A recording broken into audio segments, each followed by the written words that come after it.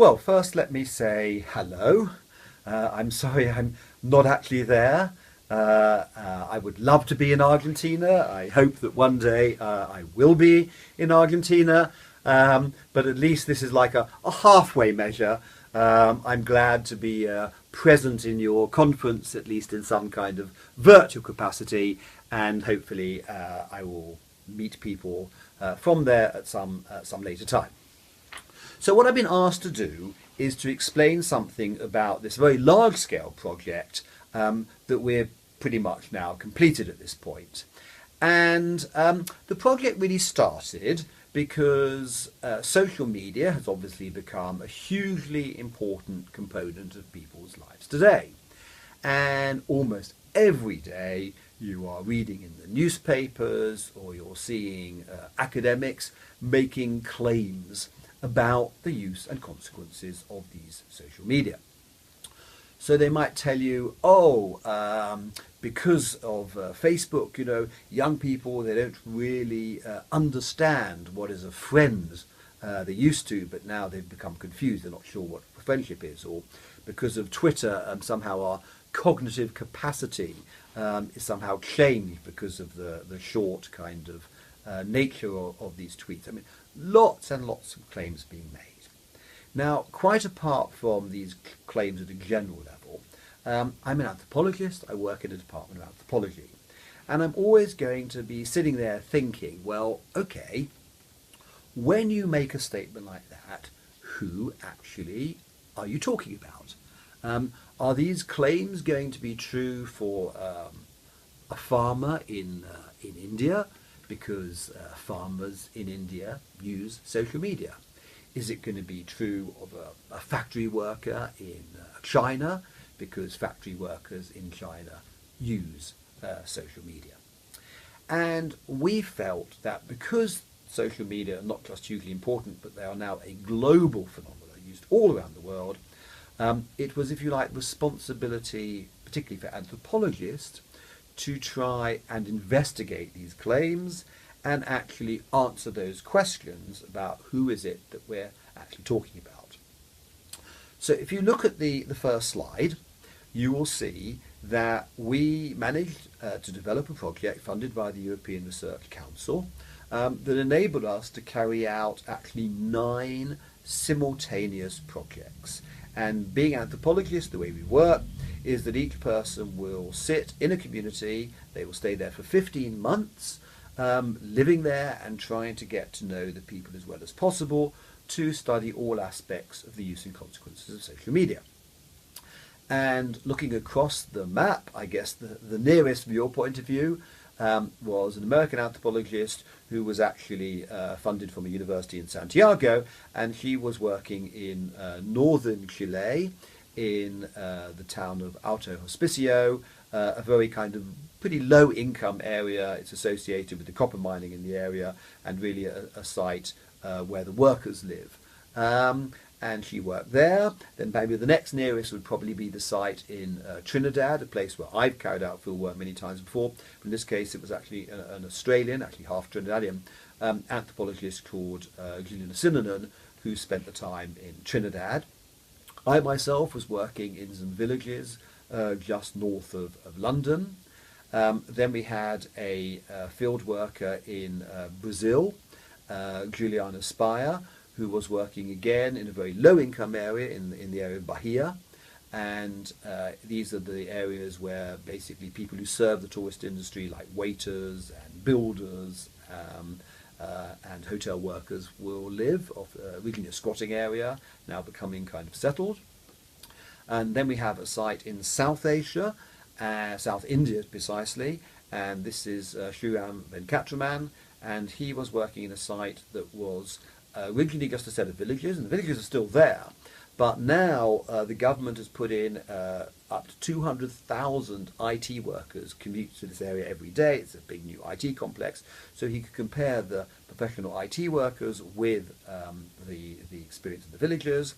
And finally, we have one country that has 2 sites, which is China, and it's a very interesting contrast, because on the one hand we have Tom MacDonald working in a fairly sort of typical rural site associated with, if you like, classical Chinese values, because it was quite near the birthplace of Confucius, for example. But in stark contrast, you have Xinyuan Wang, who dealt with, she lived for 15 months in one of these new factories you always hear about, this vast number of new factories in China, and it's said to be the biggest population move in modern history, with something like 250 million people who have moved into the factory system, and she stayed in one of those factories to see how these people use social media. So that was the kind of basis of the study, and now I want to tell you a few kind of general conclusions that come out of this work. Now, if you're going to spend all this time working on social media, obviously it helps if you can decide what social media actually is, maybe create a definition of what social media is. And if you look at this slide, you'll see that that's exactly something that the team did. And we define social media as something called scalable sociality, and let me explain what that means. Our suggestion is that 30, 40 years ago, if you look at the media, you really have two main forms of media. On the one hand, you've got private media like a phone call or a letter or maybe a telegram. Tends to be one person to one person, and thus therefore kind of private mediated communication. And on the other hand, you have public broadcast. Think of radio or television.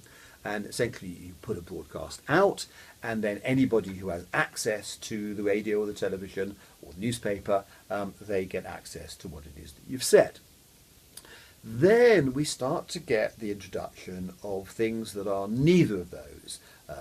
Thanks to the internet, you get things like chat rooms and you get emails, which are more orientated to kind of groups, neither just private nor entirely public. And the first social media really comes into that with sites such as Friendster, or then developing MySpace or Orkut. These are group orientated, but with different kind of sizes of group. And in a sense, what you've got here is something that is a bit like public broadcast. You post onto the site, but instead of everybody having access, it's those that are within the group that is designated for that particular platform. So it's like scaling down from public broadcast. Then more recently, you've got a different phenomena with the rise of sites like WeChat and WhatsApp.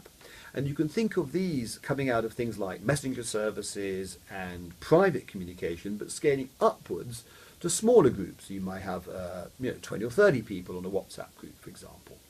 Now, if you put all of that together, you then have a situation in which effectively you've kind of colonized all the group space between, on the one hand, the private and on the other hand, the public.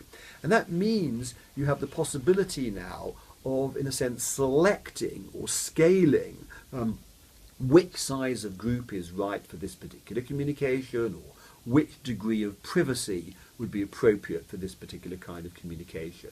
And that's why when we look at this as a whole, we've called it a scalable sociality.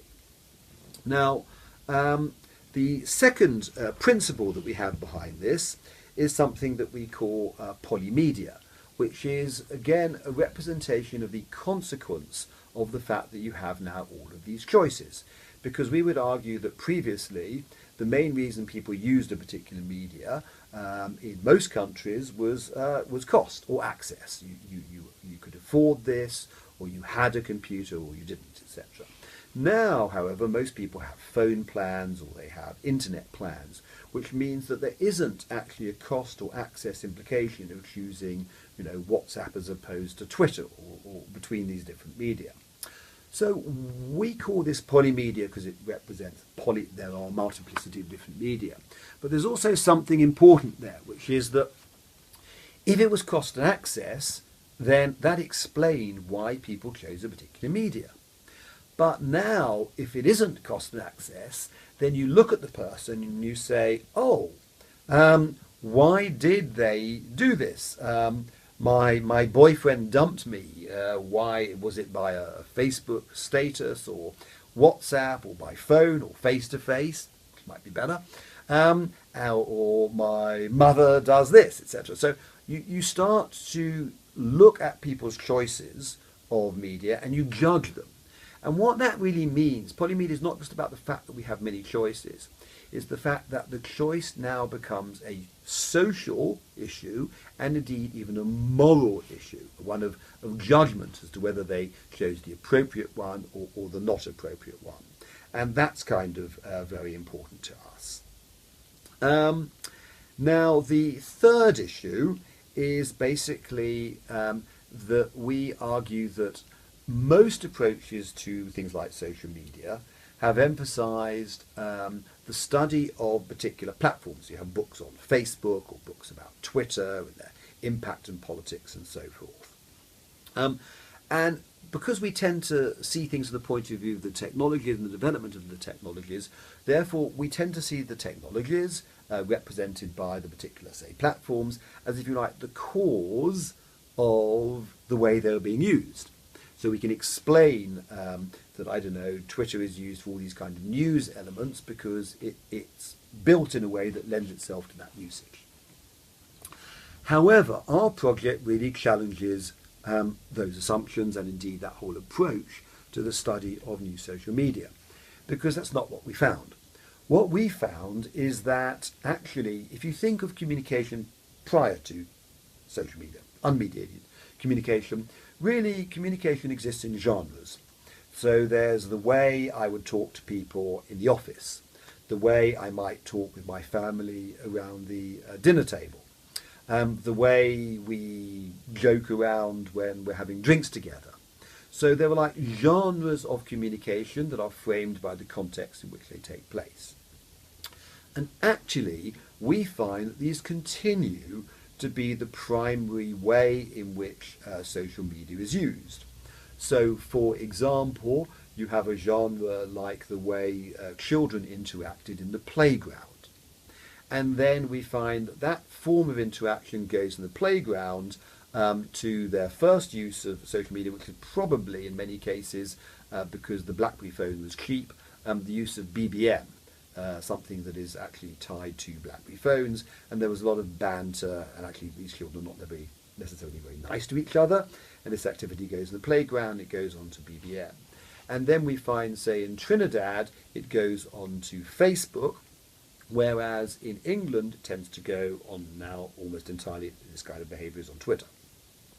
So that makes you think, because these are completely different platforms. And if completely different platforms are being used for the same genre, then it can't be the platforms themselves, the properties of the platforms, that decide how these things are going to be used. And indeed, we find that, adults assume that Twitter should be used for like news things, and Facebook is for like trivial things about your personal life, etc. And yet these school children use Twitter for all this banter and personal things about their life, and they use Facebook to communicate with things like businesses and schools. It's completely different usage. So we, in a way, should have realised that. Well, I should have realised that, even reflecting on my own personal history, because I was thinking, well, I suppose that the mediated communication I've used most in my life actually is none of these. It's probably email, like a lot of academics. I use email all the time. And I thought, therefore, I knew what email represented. For me, it was very important because traditionally, 200 years of capitalism, etc., we were told that that depended upon a strict separation between the work environment and the family and non-work environment. You had to keep these apart, or workers would get distracted, they wouldn't work properly, and this would be bad for business and all the rest of it. But in fact, we all know that these barriers were broken down by the likes of email, and now there's lots of people like me. I probably spend more time in my office dealing with private and family things, and more time at home dealing with work things as a result of the likes of email. So I think I know what email is. Until I studied young people today. And I got a real shock, because what happens with them? It turns out they never use email for anything personal at all. They always use email for things like dealing with purchasing online or dealing with their school. In other words, formal procedures. So if you think about that, I thought that the whole historical importance of email was that it had broken down the barriers between work and non-work. And then here are all these young people, and what have they done with email? They've used it to precisely erect these same barriers between the personal and the non-personal. So email isn't what I thought it was. Actually, it, and indeed these new social media, can be used for many different purposes. And even new genres of communication, things like the meme, they can be developed in something like Orkut, then they might move to Facebook, and then they might use to WhatsApp, and so forth. So we have content migration, and that seriously challenges the traditional ways that we've developed around affordances and this kind of terminology, which tends to go from the technologies to the usage. Instead, we have to recognise that the cultural variables behind that. Okay, so now, excuse me, let me try and give you some cases. Now, I've given you generalizations about the use of social media. But as an anthropologist, of course, we tend to think of things in terms traditionally of these very strange and exotic populations that use things in very particular ways. And so let me tell you about a very weird and strange population that I have been studying and that came out in my book that comes out of this project, which is called Social Media in an English Village, because this very weird and strange population are called the English, right? So let's look at what the English do. Now, on the one hand, the English can exemplify the very things that I've just been discussing. So part of my work was based in English schools for secondary schools, and you can see in this slide the way that most of them now use about 5 different platforms. And then if you look at the slide that follows that, you can see that this exemplifies this point about scalable sociality. But actually, if you look at these children, the one that they used for the smallest group is actually Snapchat. And Snapchat, how do they use Snapchat? Well, typically they use it to show how they're feeling at any particular time. And they also use it to send photos of themselves looking very ugly. So here's like a technique. If you want to send a very ugly picture, put the camera just up here. So you shoot a picture right up your nostrils. That's usually about as ugly as you can be. And then you send it to a friend. Now, why would they do that? They do that because really Snapchat is about creating trust. And they're basically saying to their friends at school, I trust you not to share this ugly photo of me with anybody else who isn't in this kind of friendship group. So that is like this bonding thing around Snapchat. Then you go to WhatsApp, and WhatsApp is kind of usually in the class. There's a WhatsApp group that is kind of the boys, where they talk about the girls, and the girls talking about the boys, and then one where the girls and the boys, they come together as a class group. But the main class platform today is actually Twitter, and all that playground banter I was talking about before, that usually takes place now on Twitter. Then you move up to the likes of Facebook. Facebook now is no longer for this kind of classroom stuff. It's where the people in the class face up to things like family, or if they're starting to get a part-time job, the people they're working with, or maybe their neighbours. It's kind of wider facing. And finally, I put at the top of that Instagram. And the reason for putting it at the top is because that's the only platform where they are comfortable having strangers present on the platform. And the reason for that is because Instagram is typically used for taking like really good-looking photographs, images that they're kind of proud of. And then they put it up on their Instagram account, and somebody from, I don't know, Estonia looks at their photos and says, oh, I saw your photo, it's really nice. And then they can go to their friends and say, wow, somebody from Estonia liked my photo, isn't that kind of amazing? So you can see the way the English site exemplifies scalable sociality, and in that sense you see something in common between that site and the other sites. But I just said before that in some ways the English are also quite weird. So now let me tell you a bit about what's different between the English and the other sites. What I found was, now turning to the adult use of social media, is that when adults first in England came onto things like Facebook, etc., they tended to see this in relation to what I call the kind of myth of community. They tend to believe that once upon a time they lived in much closer communities, much more supportive communities. So Facebook came along, things like friends reunited. Oh, it's a pity, you know, I've lost touch with my relatives who live in the north, or the friends that I used to know at school, etc. That would be a nice wider community, so let's bring them all back into my social media. So they do that, and then in about 2 or 3 months, the main thing they come to realise is why actually it was not such a bad thing that they had lost touch with all those people. That actually they didn't particularly have much in common with these people they were at school with. Actually, they were quite happy that these cousins in the north were in the north and not living nearby. But then the English do something quite interesting. They've always in England, I think, had what I call a kind of Goldilocks principle in relation to to other people. Do you remember Goldilocks when she goes in and if you have a similar kind of story there, and the porridge shouldn't be too hot or too cold, but just right. So it's the same. The English people get worried if relationships are too cold or if they're too kind of hot. They like to keep them at just the right kind of distance, a bit like the weather here, sort of grey, not hot, not cold. And traditionally they kind of like to observe people. We have net curtains on our windows and you can sort of look what people are doing in the street, but don't actually have them very much inside their own homes, right? They keep quite private.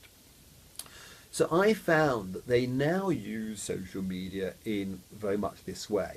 You went on holiday, you got to know this girl maybe better than you should have done.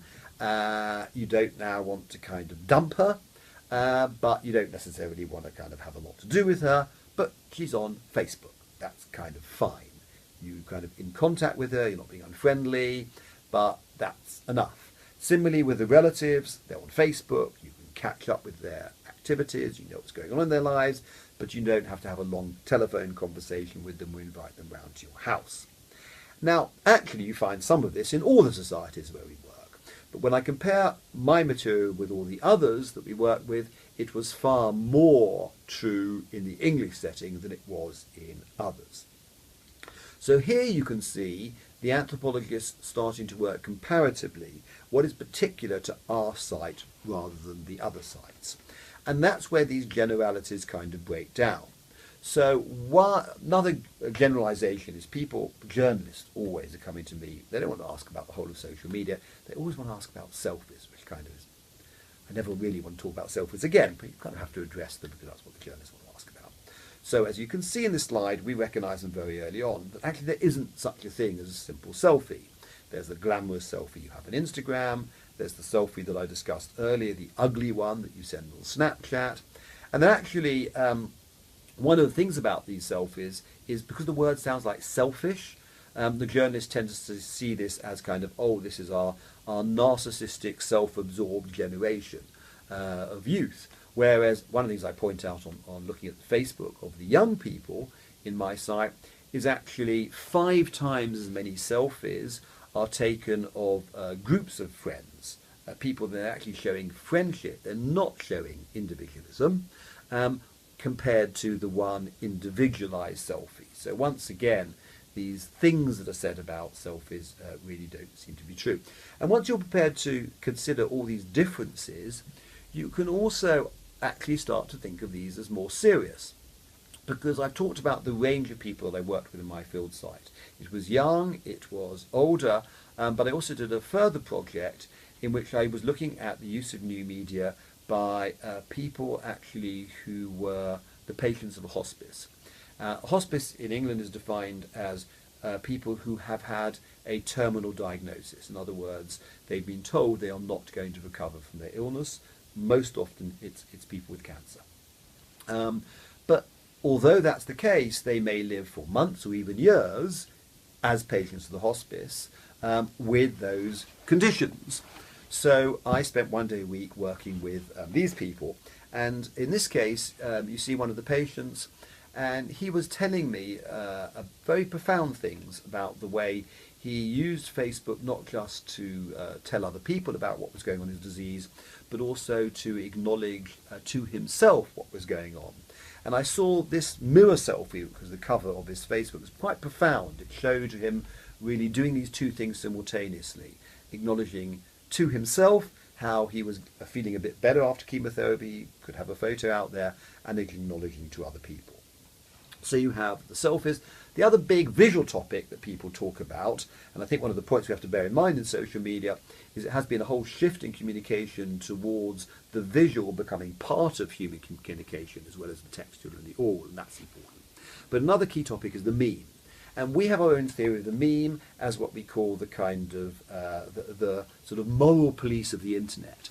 And what we mean by that is there are two main kinds of meme. There's the kind of funny sort of meme. I mean, here you can see a serious meme in this slide, where people in our Indian site, early in the day, when they want to be in a state of ritual purity, they send a blessing, as it were, to others. But you also have these kind of funny memes. But both of them really, therefore, are ways of expressing your values, the things you do approve of, religious ideals, and the things you don't approve of. And we found that often they're used by relatively shy people, unconfident people who don't want to actually put online a lot explicitly about their opinions. But by sharing a meme, they can demonstrate their values. And that is quite important in helping to understand how online things, very quickly, everybody kind of knows what is the right way to use this and what is the wrong way to use that. So let me give you just a couple more examples about the diversity of what we find by comparing our different sites. So working from England, the main debate about social media is actually an obsession around privacy, that it's the end of privacy, that companies know everything, our friends know everything, and this is something disastrous that we ought to be very concerned about. But if you look at this slide, you appreciate that people who work in a Chinese factory, they have a completely different history and experience. In the families and rural areas they came from, nobody knocked on doors before coming into their bedroom. In the dormitories they live in now, everybody overhears everything. So actually, as this girl is saying, social media in some ways is the first time she ever actually experienced what we mean by privacy. And this differentiation is true for many different topics. So if we look now at the next slide, we can see that actually in our Brazilian site, we found something that people expect often of social media, which is that people use it as a site to express kind of aspiration, that they don't ever show themselves against the kind of half-built houses where they actually live. They prefer to show themselves in relation to something like a gym or a swimming pool, which kind of shows the person they sort of want to be becoming, and that's seen as the right way to use social media in this site in Bahia. However, if we cross over to Chile, we find exactly the opposite of that. That actually this is, again, a low-income community, but they're trying to establish themselves as a kind of respectable community. They know they're looked down upon from the metropolitan people in Santiago, etc. So the way they do that is by establishing their cohesion.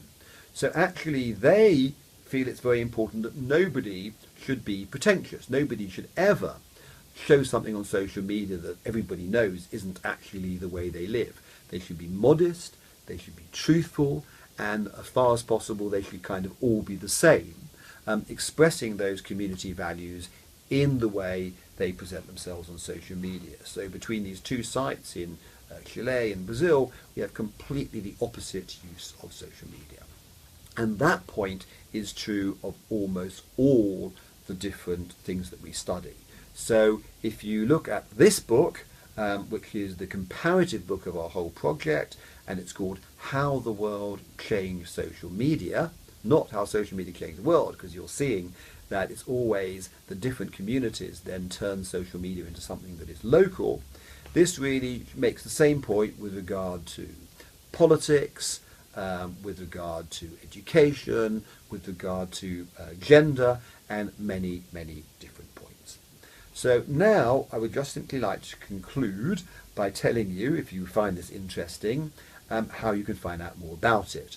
Because we think the project has many exciting results that are of interest, and we want to make sure that these are as accessible as possible to as many people as possible. And the good news is that actually we are very concerned to make these things available in a very everyday language and also in Spanish. So basically we are producing 11 books. They are coming from UCL Press, and the great news is that they are open access. That means they are completely free. If you go to UCL Press, for example, the one on Chile is already available, and each books are coming out all the time. So now it will be, I think, about 6 books already available, and you can just go and you can take the PDF for free and you can read them. And the hope is that we will be translating these also, like the one on Chile will come out in Spanish, and the general book also will come out in Spanish eventually. In the meantime, we also create a university course where you can learn about the results of our project, and you can go onto a platform called FutureLearn, and then periodically we do that course in English. But if you want to take the course in Spanish, it's available in a university site called UCL Extend, and you can see it there. But beyond that, the most popular presentation of our material is on our website, which you could access from your phone or from the computer.